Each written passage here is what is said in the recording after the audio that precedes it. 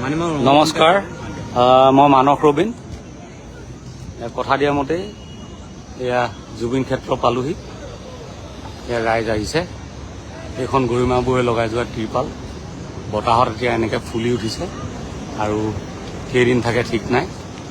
গতিকে মই আহিছোঁ। আমাৰ ডেকা আহিছে, ৰবীন আৰ্মি। এই ডেকাই জোখমাখ লৈ আছে। আমি চেষ্টা কৰোঁ পৰহিলৈৰ ভিতৰত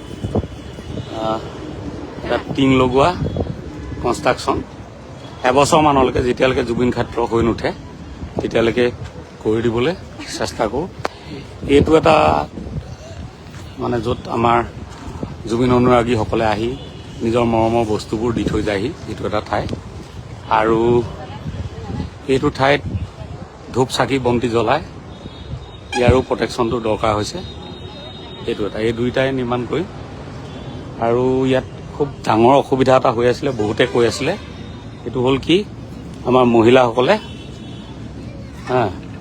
প্ৰাতঃ কৰ্ম কৰিবৰ কাৰণে এখন ঠাইৰ অভাৱ।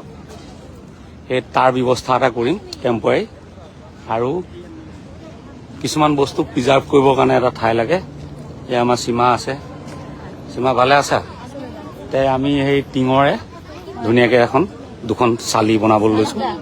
আৰু আমাৰ মহিলাসকলে যাতে এই নিজৰ হেৰি কৰিবলৈ সুবিধা হয় তেনেকুৱা জেগা এটা দিব লাগিব। আৰু কিবাকিবি বাথৰুম এটা সেইখিনি কৰি দিলে হ'ব ফৰ দা টাইমিং।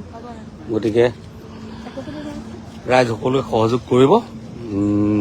উপায় নাই মানে, কাৰণ এতিয়াতো আৰু নিৰ্বাচনৰ দিন ঘোষণা কৰিলে। গতিকে চৰকাৰো এতিয়া একো কৰিব নোৱাৰে। গতিকে মই আগবাঢ়ি আহিছোঁ আৰু আমাৰ ৰবীন আৰ্মিৰ ল'ৰাবোৰে এই কামখিনি কৰিব। সকলোৰে পৰা সহায় সহযোগিতা বিচাৰিলোঁ, জুবিনদাৰ পৰা আশীৰ্বাদ বিচাৰিছোঁ আৰু হৈ যাব।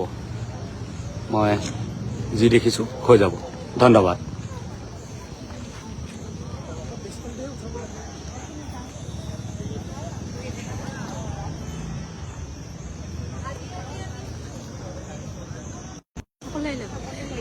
মই আৰু মোৰ এই দাদাই ভিডিঅ' বনাই আছে যে সেইকাৰণে এইটো কেনেকৈ